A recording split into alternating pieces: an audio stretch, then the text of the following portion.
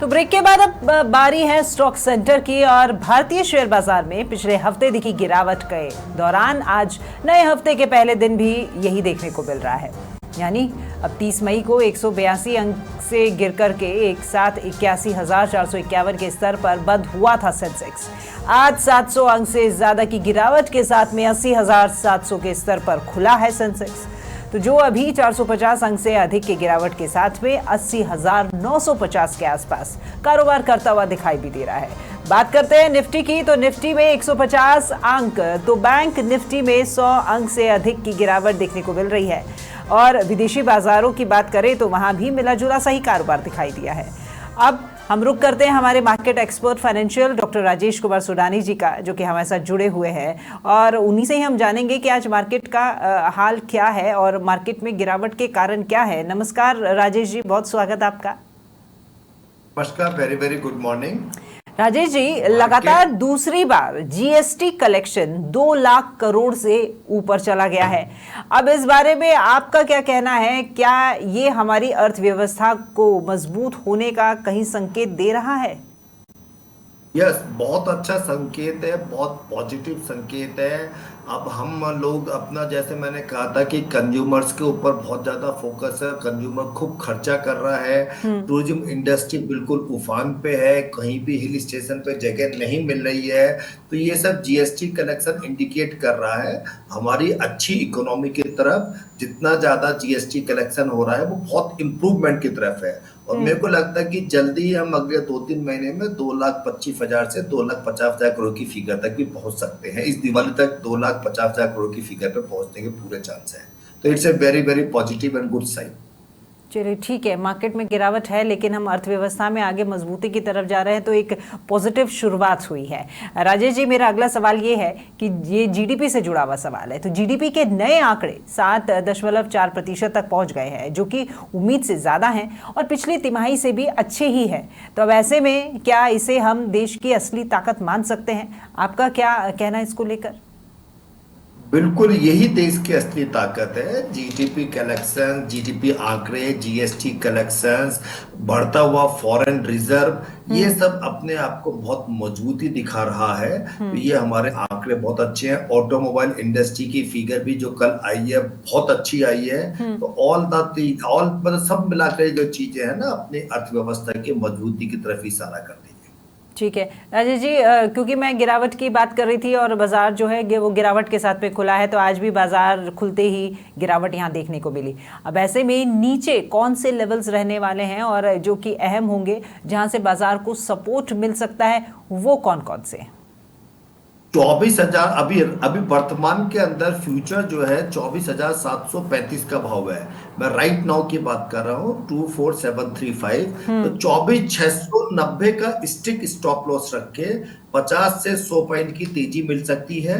अगर 24,690 को तोड़ दिया तो 24,630 और 24,580, 24,630 के नीचे बाजार बंद होना एक बार शॉर्ट टर्म के लिए नेगेटिव हो जाएगा। तो 24,630 के नीचे बाजार बंद नहीं होना चाहिए। शॉर्ट टर्म अपन 24,700, 24,690 का स्टॉप लॉस रख के एक बार 50 से 100 पॉइंट की तेजी की बात कर सकते हैं। तो ये बेसिकली आज के लिए निफ्टी की स्ट्रेटजी रहेगी। ठीक है राजेश जी, क्योंकि जब बात रोज़ाना निवेश की होती है, बाजार की होती है, तो कुछ ये जो फैसले हैं ये ट्रम्प सरकार से जुड़े हुए, वो भी हम रोज़ाना ही डिस्कस करते हैं। तो ट्रम्प सरकार ने स्टील और एल्यूमिनियम पर भी 25% टैक्स बढ़ा दिया है। अब क्या ये कदम दुनिया के व्यापार में नई चुनौतियाँ लेकर के आएगा? क्या लगता है आपको? ट्रम्प साहब कब क्या कर दें किसी को नहीं पता। अभी इन्होंने टैरिफ स्टील पे तुरंत डबल कर दिया, 4 तारीख से लागू हो जाएगा। भारत पर भी बहुत बड़ा नेगेटिव इम्पैक्ट आएगा। तो मेरा ये मानना है कि यूएसए के अलावा और भी जहां है, इस नीति को भारत सरकार को फॉलो कर देना चाहिए। इस बार ट्रम्प साहब बिल्कुल बदले हुए हैं, पहले वाले ट्रम्प साहब नहीं है जो भारत के मित्र कहलाते थे। ये इन्होंने जो स्टील पर इंपोर्ट बढ़ाया, बेसिकली ज्यादा इम्पैक्ट तो चाइना पे आएगा लेकिन इंडिया पर भी इम्पैक्ट आएगा। तो ये कब क्या बोल दे किसी को नहीं पता। तो हमको अपनी पॉलिसी इस ढंग से बनानी चाहिए कि जिसमें भारत फर्स्ट हो। जैसे अमेरिका की सारी पॉलिसी ये है कि अमेरिका फर्स्ट है, तो फिलहाल उसी का निगेटिव इम्पैक्ट है, सारी स्टील कंपनियों के शेयर्स के ऊपर प्रेशर है, तो वही इम्पैक्ट है, पूरे वर्ल्ड के अंदर प्रेशर आएगा। तो इसका एक बार इनकी टैरिफ नीति का, लेकिन वो ये दोबारा 2 दिन 4 दिन बाद दोबारा वापिस ले लेंगे, आधा कर देंगे, वो भी पक्का है। ये अपनी बात के पक्के नहीं लग रहे, रोज रोज नए नए ड्रामा कर रहे हैं। हर रोज ऊंट अपनी करवट बदल लेता है, हर रोज ऊंट अपनी करवट बदल लेता है, और हमें सतर्क रहने की जरूरत है कि न जाने कब क्या किस तरह का फैसला निकल कर आए। हम एक की तैयारी करते हैं, उसके बाद में कुछ नया जो है उनकी तरफ से स्टेटमेंट निकल कर आ जाता है। बिल्कुल बिल्कुल, तो अपने को चौकस रहना है। फिलहाल इसी का निगेटिव इम्पैक्ट है पूरे वर्ल्ड के अंदर, स्टील मार्केट के अंदर प्रॉब्लम जो है इसी की वजह से है। ठीक है राजेश जी, आगे बढ़ते हैं, बात करते हैं मिड कैप और स्मॉल कैप की, और एफएमसीजी और साथ ही पीएसयू बैंक सेक्टर की, जहां पर अच्छा चलन फिलहाल दिखाई दे रहा है। क्या ये सेक्टर निवेश के लिए अच्छे हैं? इसको लेकर के व्यूअर्स के लिए अब बताइएगा कुछ। बिल्कुल, पीएसयू बैंक भी फिलहाल ट्रेडिंग के लिए अच्छा लगता है। एफएमजीसी सेक्टर लॉन्ग टर्म बहुत अच्छा लगता है। अगले 2-3-4 महीने टूरिज्म इंडस्ट्री बहुत ज्यादा अच्छी लगती है। बिल्कुल, कश्मीर की घटना के बाद में सारे हिल स्टेशन बिल्कुल पैक है, तो हर जगह मतलब अच्छा ही दिख रही है। और सरकारी बैंक शॉर्ट टर्म अच्छे लगते हैं, PNB, Canara bank, bank of Baroda, तीनों बैंक, बैंक ऑफ इंडिया, ये सब अपने को 5 से 10% की तेजी शॉर्ट टर्म में दिखा सकते हैं। स्टेट बैंक लॉन्ग टर्म के लिए भी बहुत अच्छा लगता है। लॉन्ग टर्म में खाली हम स्टेट बैंक पे ज्यादा बुलिश है, शॉर्ट टर्म में सारे पीएसयू बैंक अच्छे लगते हैं।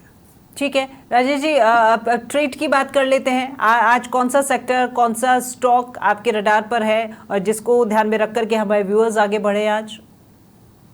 पहले भी मैंने आपके चैनल के माध्यम से आपके सारे व्यूअर्स को बताया था, रिलायंस पावर, वहां से रिलायंस पावर ने 50% के आसपास का रिटर्न दे दिया। अभी भी रिलायंस पावर बहुत अच्छा लगता है, कंपनी लॉस से प्रॉफिट में आ गई है। अनिल अंबानी ग्रुप के रिलायंस इंफ्रा और रिलायंस पावर दोनों के अंदर दोबारा से निवेशकों का इंटरेस्ट बन रहा है। तो लॉन्ग टर्म एज पर सेबी गाइडलाइंस, सेबी डिस्क्लेमर, मेरी फैमिली का इसमें निवेश है। लॉन्ग टर्म मेरे को एक बार रिलायंस पावर के अंदर अच्छी तेजी लगती है। अगले 6 से 12 महीने में यहां से इस लेवल से भी 50 से 100% की तेजी रिलायंस पावर में देखने को मिल सकती है। ठीक है, अब एक सवाल राजेश जी, आम आदमी की राहत से जुड़ा हुआ। कल आम आदमी को 2 क्षेत्रों में राहत मिली है। एक तो जो कमर्शियल एलपीजी सिलेंडर है उसकी रेट कम हुई थी, साथ ही साथ मैं आपको बताऊं तो एविएशन टरबाइन जो फ्यूल है उसकी कीमतों में भी कटौती की गई है, आम आदमी को राहत मिली। अब इस राहत को आप कैसे देखते हैं? क्या मार्केट के ऊपर इसका कोई इम्पैक्ट पड़ेगा? एविएशन सेक्टर में लगातार तीसरे महीने एटीएफ के अंदर कटौती मिली है, इसका फायदा मिला है। कुंभ मेले के टाइम पे आपने देखा होगा कि क्या अनाप शनाप भाव हो गए थे। अभी भी एविएशन सेक्टर में बहुत गुंजाइश है, अभी भी काफी जगह एयरपोर्ट्स नहीं है, एयरपोर्ट डेवलपमेंट नहीं है, तो ये चीजें हैं। एयरपोर्ट की हालतें बहुत खराब है, सुधार नहीं है। जैसे जयपुर के अंदर आप अब टैक्सी लेने के लिए आपको 200 से 400 मीटर लगेज के साथ पैदल चलना पड़ता है। ये स्थिति मतलब गुंडागर्दी अव्यवस्था हो रही है। तो एविएशन सेक्टर के अंदर आगे लॉन्ग टर्म अच्छा लगता है, और गुंजाइश सुधार की बहुत ज्यादा है। कमर्शियल सिलेंडर तो देखो अप एंड डाउन करते रहते हैं, मैरिज के टाइम पे उसका इतना इम्पैक्ट नहीं है, एविएशन सेक्टर का काफी इम्पैक्ट पड़ेगा। चलिए ठीक है राजेश जी, शुक्रिया आपका हमारे साथ में जुड़ने के लिए और हमारे तमाम व्यूअर्स को जानकारी देने के लिए। तो जैसा कि राजेश जी ने बताया है उसी हिसाब से आप आगे बढ़ें, और आप बढ़ भी रहे हैं, ये भी हमको पूरा पता है। लेकिन आज भी जब आप अब निवेश करें तो क्योंकि मार्केट में थोड़ा सा गिरावट देखने को मिली है, लेकिन जो आंकड़ा बताया गया उस आंकड़े को ध्यान में रख कर करें। फिलहाल स्टॉक सेंटर पे इतना ही। नमस्कार।